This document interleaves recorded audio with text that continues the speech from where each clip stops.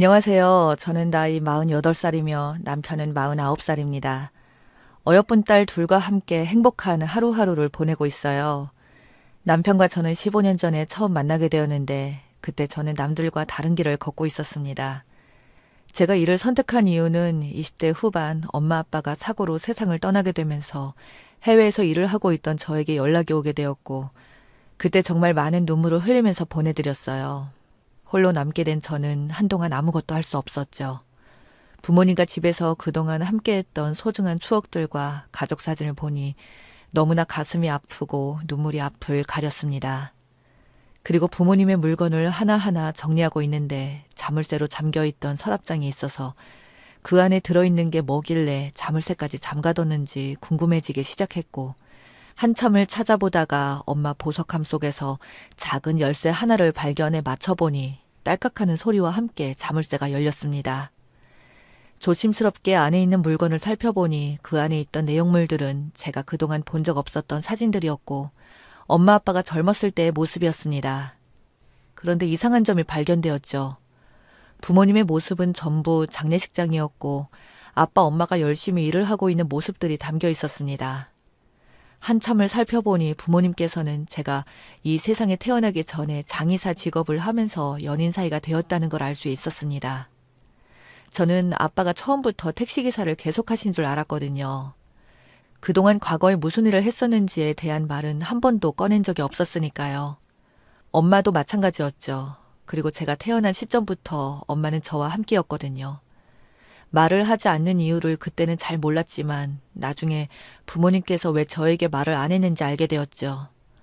저도 이 일에 대해 궁금해지기 시작해 알아보게 되었고 자격증까지 취득하게 되었습니다. 거의 대부분 나이가 있으신 분들이었어요. 젊은 사람은 저 포함 몇 명 없었죠.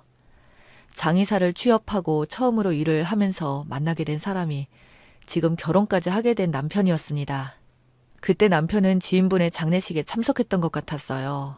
아직 손에 익숙지 않았던 제가 그때 많이 지쳐 있었는데 묵묵히 옆에서 많은 도움을 주었습니다. 잠시 쉴 때 이런저런 얘기도 나누게 되었죠. 나이도 젊은 분이 여기서 고된 일 한다고 대단하다고 많은 칭찬을 해주었어요. 처음으로 장례가 끝났을 때 엄마와 아빠가 했던 일에 대해 많은 생각을 가지게 되었죠. 저를 안 좋게 보는 사람들도 있더라고요. 시선이 좋진 않았습니다. 그래서 제 직업을 숨기게 되거나 누가 물어보지 않는 이상 말을 하지 않았습니다. 그때 알게 됐죠. 부모님께서 왜 이 직업을 저에게 말하지 않았는지. 제가 커가면서 분명 좋은 영향을 주지 않을 거라는 생각 때문이었던 것 같습니다. 그리고 남편과 우연찮게 길거리에서 두 번째 만남이 있었죠. 술을 꽤 많이 마신 상태였고 대화를 하면서 알게 된 건 세상을 먼저 떠난 지인분이 과거에 자기와 함께했던 추억들 때문에 너무 가슴이 아프고 힘이 들어 한잔했다며 괜찮으면 술 자라나는 말에 저도 부모님을 떠나보내고 마음속으로만 묻어두었던 아픔을 꺼낸 적이 없었기 때문에 함께 술 한잔하게 되었고 날이 밝을 때까지 저희는 서로 대화하며 돌아오지 않는 시간을 함께 했습니다.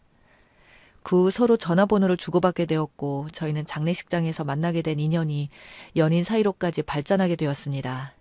결혼까지 얘기가 나왔죠. 제 상황을 모두 알고 있는 사람이 결혼 얘기를 한다는 게 쉽지 않았을 텐데 정말 난감했습니다. 저도 사랑했지만 인사드리러 가기가 부담스러웠죠. 장의사와의 결혼을 누가 좋아하겠어요. 솔직히 좋은 시선을 가지고 계신 분들 정말 많지 않습니다. 제가 일을 하면서 경험을 해봤을 때 좋게 봐주신 분들 별로 없었어요. 이런 제가 뭐가 좋다고 힘들겠다고 말을 하는데도 끝까지 사랑한다며 결혼하자고 설득시키는 모습에 감동받아 결국 인사드리러 가게 되었습니다. 현관문을 열고 들어서자마자 절 보며 어머님께서 밝은 웃음으로 맞아주셨고 분위기 또한 정말 좋았어요. 제 직업에 대해선 물어보지 않으셨어요. 처음 인사를 드리자마자 하신 얘기가 친엄마처럼 편하게 생각하라는 말이었죠.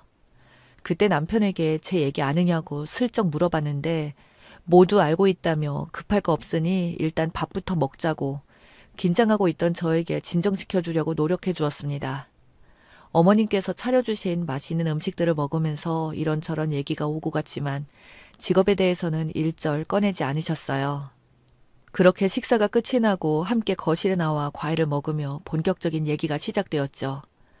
어머님께서는 젊은 사람이 쉽지 않은 일을 한다며 대단하다고 하시고는 그 뒤로 또 별말이 없으셨습니다. 정말 이상했죠. 그러다 참다 못한 제가 물어보게 되었네요.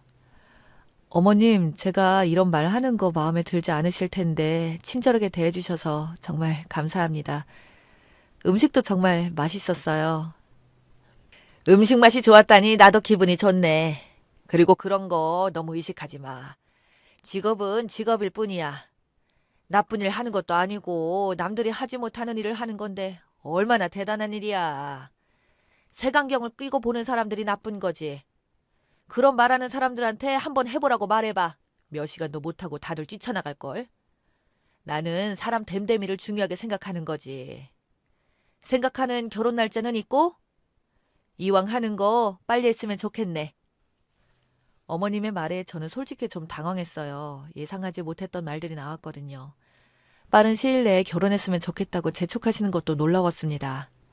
알고 보니 그때 남편이 데려온 여자는 제가 처음이라며 그만큼 믿고 좋은 며느리가 될 수 있을 것 같아 반대하지 않으셨어요. 그렇게 결혼까지 하게 되었죠. 어머님께서는 함께 사는 걸 반대하셨어요. 아버님이 남편 어렸을 때 세상을 떠나셨고 줄곧 같이 지내다가 갑자기 혼자가 된다면 많이 외로우실 것 같고 적응도 되지 않을 것 같아 제가 같이 살겠다고 계속해서 우겨서 결국 함께 살게 되었습니다. 어머님께서는 정말 잘해주셨어요. 일을 끝내고 힘들게 집에 들어오면 항상 따뜻한 맛있는 밥과 반찬들이 제 피로를 싹 덜어내 주었고 변하시지 않으시고 밝은 웃음으로 저를 맞아주셔서 정말 고마웠습니다. 그렇게 바쁘게 살다 보니 아이를 가지게 되었고 어머님께서 아이들까지 봐주시며 일에 지장 생기지 않도록 최선을 다해 힘닿는 데까지 도와주셨습니다. 하루하루 사는 게 정말 행복했죠. 이 모든 상황들이 부모님께서 저에게 주신 선물 같았어요. 살다 보니 눈물을 흘릴 때가 많았고 서로 아픔을 이루어주기도 하면서 때로는 죽이네 사네 대판 싸운 적도 있었죠. 고개 돌리면 가족밖에 생각 안 난다고 모든 건 다시 제자리로 돌아왔습니다. 그런 세월이 10년이나 흐른 거죠. 그런데 언제부턴가 어머님께서 하시는 행동이 조금씩 달라지기 시작했고 한 번도 경험해보지 못한 시월들을 뒤늦게 느끼게 되었어요. 어머님, 저 왔어요. 오늘 좀 늦었죠?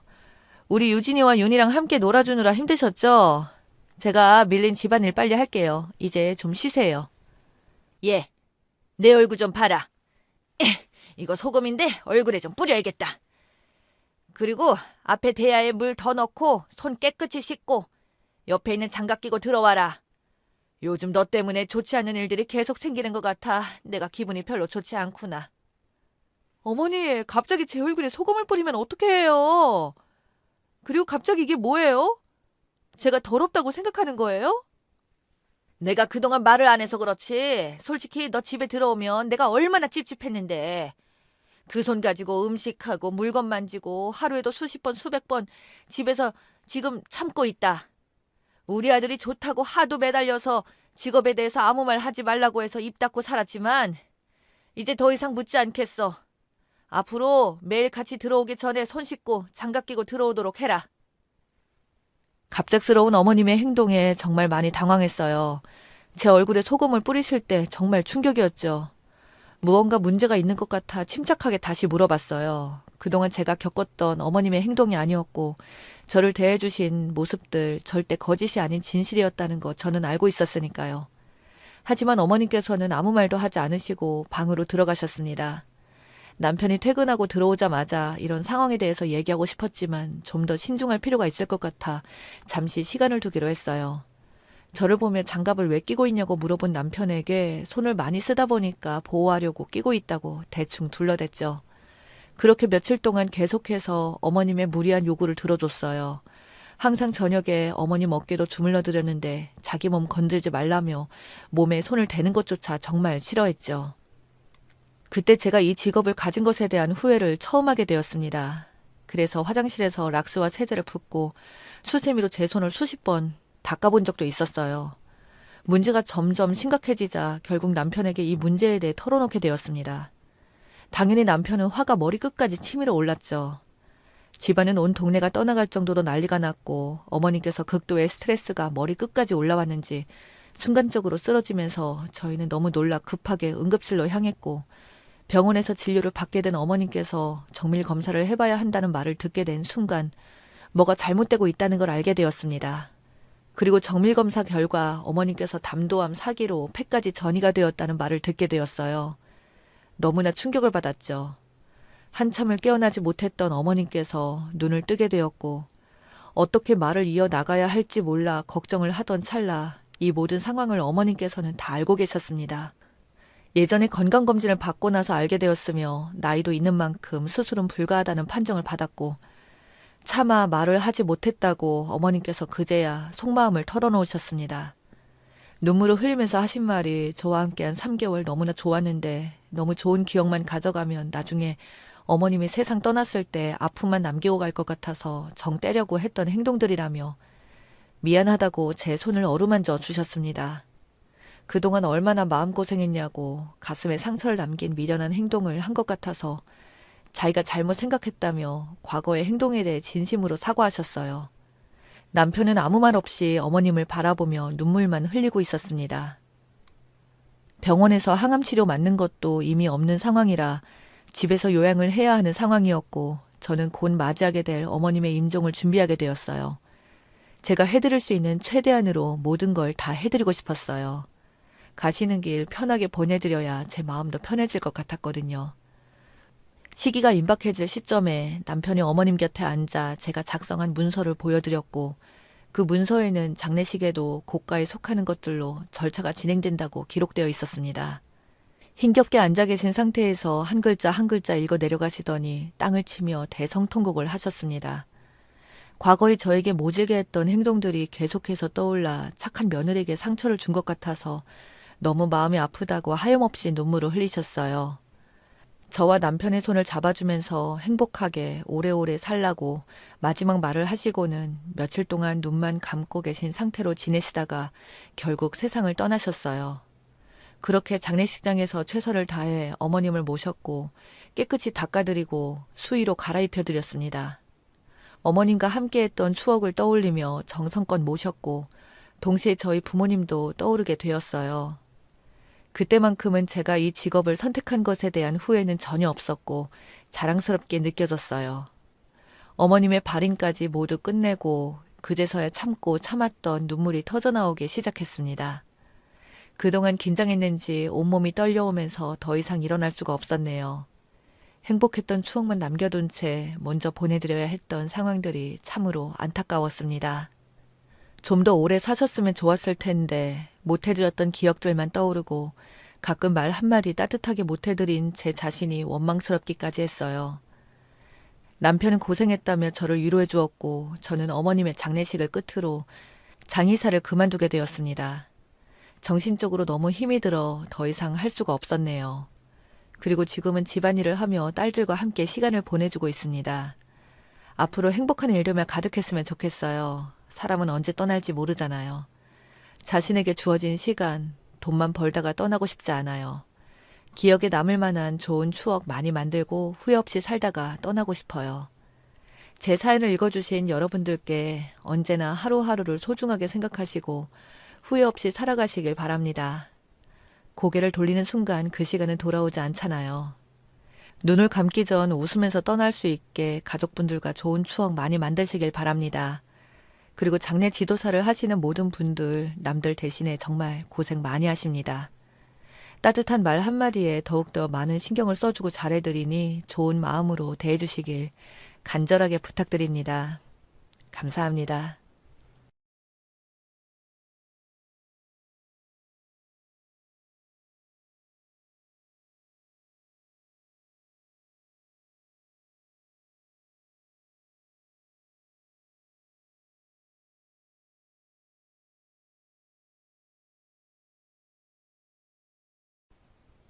안녕하세요. 저는 30대 초반 남자입니다. 다름이 아니라 제가 너무 황당하고 어이없는 막장 드라마의 주인공이 된 이야기 지금 풀어보려 합니다. 바로 본론으로 들어갈게요. 저에게는 3년을 사귄 여자친구가 있었습니다. 그 여자친구와 작년 12월에 결혼 문제로 헤어지게 되었어요. 헤어지기 6개월 전쯤부터 회사에 교육이 있다며 주말마다 타 지역으로 1박 2일을 다녀와야 한다 하길래 처음에는 아무런 의심 없이 보내주며 주말에는 저 혼자 시간을 보내고는 했었습니다. 하지만 그 교육이라는 게 무슨 한 달도 아니고 2달, 3달 계속되다 보니 시간이 지날수록 의심이 커지더군요. 오래 사귄 여자친구에게 속 좁아 보이기도 싫었고 그럴 리가 없다고 생각도 했기에 기분 나쁜 티를 내지 않으려고 노력을 했어요. 결국 작년 12월에 저에게 그러더군요. 당장 결혼하지 않을 거면 헤어지자고요. 그 전부터 결혼에 대한 이야기가 오가거나 무슨 신호라도 있었으면 모를까 갑자기 꺼내는 말이 당장 결혼을 안 하면 헤어지자니요. 제가 평소에 결혼을 안 할 생각으로 만난 것도 아니었고 하지만 저런 식으로 무대뽀로 결혼을 요구하니 당황스럽더라고요. 그래서 물었죠. 대체 왜 그러냐고. 그랬더니 본인의 집에서 빨리 결혼을 원해서 당장 안 할 거면 헤어지자고 하셨다고요. 뭐 급한 일이 있다고 그러냐고 했더니 그게 이유랍니다. 부모님이 닥달해서요. 하지만 저는 당장 작은 부분도 준비가 되어 있지 않았고 최근에 소홀해진 관계 때문에 무턱대고 결혼을 하면 안 되겠다 싶어서 그냥 거절을 했죠. 그러면서 설마 했는데 헤어지자고 하더라고요. 그렇게 저의 3년 연애는 어처구니 없게 정리가 되었어요. 근데 엽기적인 사건은 여기서부터 생깁니다. 잘 들으세요. 제가 미련이 있다거나 해서 번호를 안 지운 것은 아니었지만 번호를 안 지워서 카톡에 친구로는 남아 있었는데 그러니까 저랑 헤어진 지 한 달 만에 다른 남자와 결혼을 준비 중이라는 카톡 프로필 사진을 보게 된 겁니다. 이걸 봤을 때 와, 얘 진짜 뭐지? 이런 생각이 처음에 들었어요. 나한테 결혼하자고 급하게 요구한 지 한 달도 채우지 않고 다른 남자와 결혼 준비 중이라고 이런 말도 안 되는 상황에 이제 별의별 생각이 다 들더라고요. 혹시 양다리였나? 그랬으면 왜 나한테 결혼을 서둘러서 하자 그랬지? 하면서요. 많이 힘들었습니다. 헤어질 당시에는 덤덤했지만 그 결혼 준비 중이라는 프로필 사진을 보고 나서부터는 시간이 지날수록 너무 힘들더라고요. 그렇게 하루하루 프로필 사진만 보다 그리워하다 화를 내다 반복하며 살았습니다. 어느 날 카톡을 보니 8월에 출산을 했더라고요. 눈물이 났습니다. 그래요. 이미 내 여자도 아닌데 왜 눈물을 흘리고 있느냐. 미련이 있었나 봅니다. 갑작스러운 이별도 마음이 많이 아팠고 바로 다른 남자의 품에 안겨 결혼을 한 것도 적지 않은 충격이었겠죠. 바보같이 며칠을 질질 짜다가 정신을 차리고 이제 마음먹고 생각하지 않기로 하며 프로필 사진과 연락처 모두 다 지웠습니다. 이제는 정말 다 지쳐서 사람답게 좀 살아보려 할 때쯤 한 달이 지난 지금 헤어진 여친 언니에게서 연락이 오더라고요. 제 번호는 전 여친에게 들었다며 시간 좀 괜찮냐면서 물었습니다. 괜찮기는 한데 대체 무슨 일이냐 물었더니 만나서 이야기 좀 하고 싶다길래 그러자고 했습니다. 나간 그 자리에서 정말 충격적인 얘기를 듣고 많이 울었습니다. 내용인 즉슨 전 여친이 갑작스럽게 임신을 하게 되어 결혼을 하게 되었고 2개월간 타 지역에서 신혼생활을 했지만 임산부임에도 불구하고 남편 집, 즉 시어머니와 신우가 상상할 수 없을 정도로 괴롭힘과 온갖 시집살이를 시켰다 하더군요. 그래서 이후 도망쳐 나와서 친정에서 쭉 지내고 있다면서요. 출산할 때도 남편 없이 애까지 혼자 낳았다며 구구절절 전 여친이 힘들었다는 이야기를 하는 겁니다. 이야기를 듣다가 이건 좀 아니다 싶었던 것은 그 남편이라는 놈이 와이프 친정으로 보낸 뒤 명절 때 한 번 내려오고 연락 한 번 없었다며 출산할 때가 되었는데도 찾아오지도 않았고 태어난 지 3주 된 아기의 머리카락을 채취한 뒤 유전자 검사를 했다 하더군요. 무슨 경우인가 싶었습니다. 전 여친 쪽 집안에서는 너무 어이가 없어서 왜 그러냐 물었더니 이런 것은 원래 당연히 하는 거라고 했다더라고요. 그런데 놀랍게도 확인 결과 유전자 불일치로 떴다고 합니다. 세상에 이게 무슨 막장 상황인가 저는 할 말을 잃었습니다. 그 뒤로 남편 집 쪽에서 여자를 꽃뱀이라 취급하면서 급하게 결혼을 요구하더니 다른 속뜻이 있었다며 이혼할 거고 위자료랑 손해배상 청구한다고 얘기를 했다는 거예요. 그래서 현재 전 여친의 삶이 말이 아니라고 했고요. 가만히 그렇게 이야기를 경청하며 듣고 있다가 갑작스럽게 궁금해졌어요. 지금 이제 와서 이 얘기를 저에게 하는 이유가 뭐죠? 솔직히 말해서 그쪽 동생이 저보고 억지 결혼을 요구하다가 준비가 안 됐다고 하니까 차버리고 딴 남자한테 간 건데 왜 이런 얘기를 나한테 하는 거죠? 생각해보니 화가 나네요. 라고 얘기를 했죠. 그랬더니 여기서 또 생뚱맞게 나오는데 저보고 유전자 검사를 하자고 부탁을 하더라고요. 그것 때문에 만나자고 했었다고요. 너무 화가 나서 그 무슨 개소리냐 따졌습니다. 저는 그 자리에서 단칼에 거부했어요. 꼭 하고 싶으면 소송을 걸어라 했습니다. 물론 전 여친이 살아온 세월 이야기를 들어보니 내가 정말 사랑했던 사람이라 안타깝고 뭐 그렇습니다. 그런데 누구 애인지도 모르고 저한테 이별 통보를 하고 다른 남자랑 바로 결혼을 해버렸는데 이제 와서 그 남자의 아이가 아니니 이제 저를 검사하자는 게 이게 말이나 됩니까? 그래서 제 친자라고 나오면 어쩌시려고요? 저보고 책임지라고요? 솔직히 전 여친 결혼한 거 우리 집안도 지인들도 다 아는데 저보고 불구덩이에 뛰어들라는 말인가요? 양심 좀 있으세요. 했더니 일단 언니분이 단 한 번이라도 만나서 얼굴 좀 봐달라고 합니다. 애도 한 번만 봐달라고 애원을 하고요. 솔직히 너무 무서웠습니다. 정말 제 아이라면 저도 모르는 곳에서 제 아이가 자라고 있다는 생각이 드니 너무 마음이 무거웠어요. 진짜 정말 막장 드라마에서나 나올 법한 일이 저에게도 일어났으니까요. 일단 뭐 만나는 것까지는 좋다 이야기해보자 했지만 친자 확인을 하는 일은 절대 없을 것이다. 못 받고 만나기로 약속을 잡았습니다. 이후에 11월 8일 그쪽 가족과 만나게 되었고 아니나 다를까 만난 지 20분 만에 개싸움으로 번졌습니다. 저는 제 친누나랑 둘이 가고 그쪽 집은 전 여친이랑 아버지 이렇게 나오기로 되어 있었어요. 카페에서 먼저 두 사람을 기다리고 있는데 제 시간이 되니 우르르 오더군요. 뭔가 싶어하고 보니까 그쪽 집은 아버지랑 둘이 온 게 아니라 전 여친 아버지, 어머니, 큰아버지, 큰어머니 다 왔더라고요.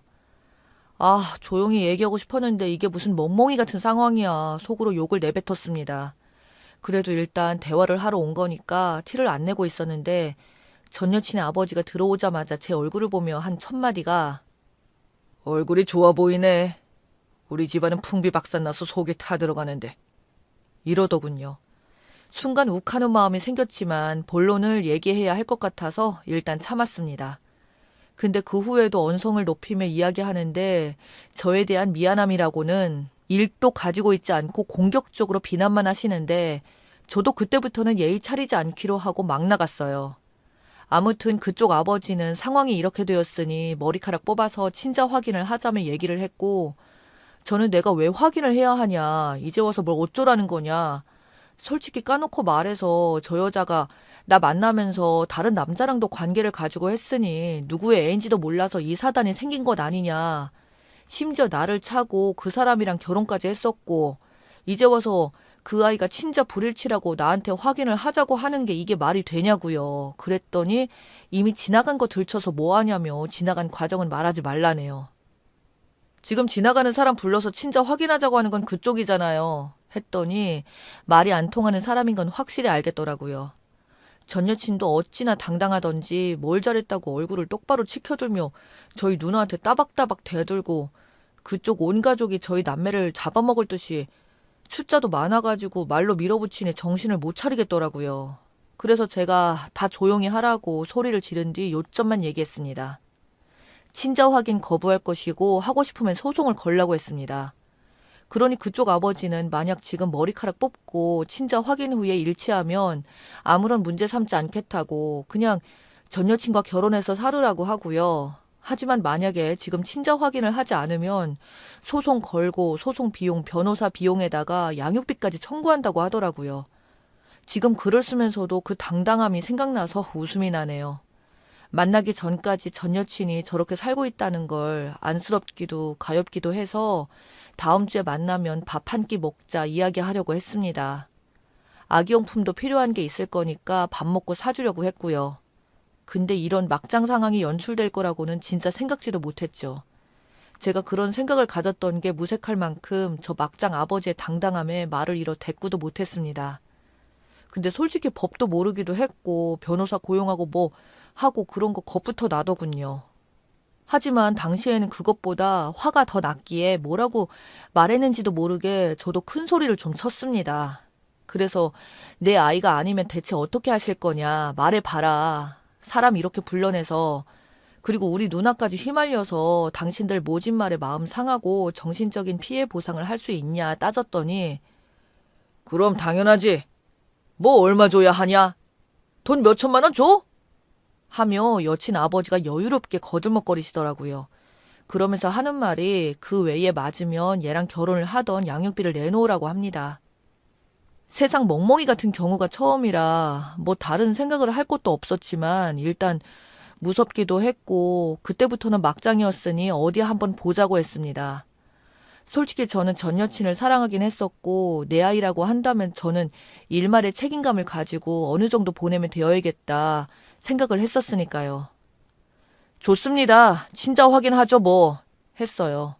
그렇게 친자 확인을 하게 되었고 검사 결과는 투명하게 다 모인 자리에서 개봉하기로 했습니다.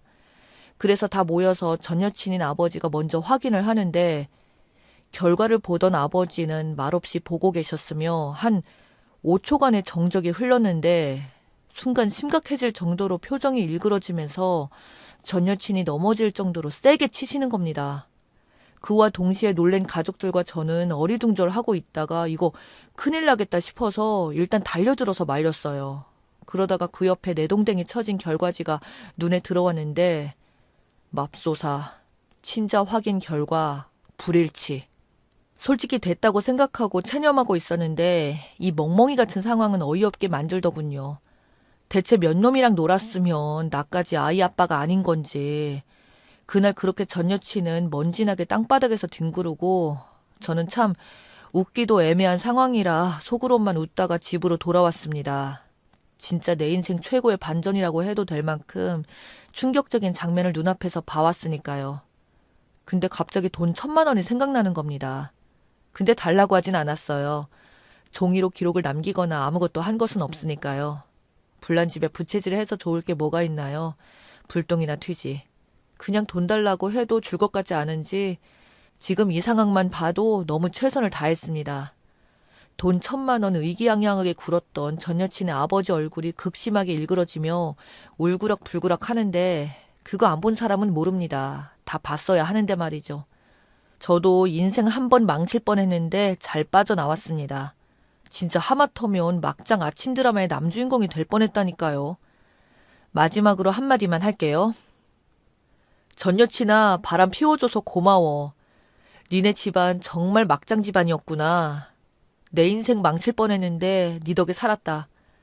그리고 누가 아빠인지는 모르는 아기야. 너는 불쌍하지만 내가 챙겨줄 순 없을 것 같다.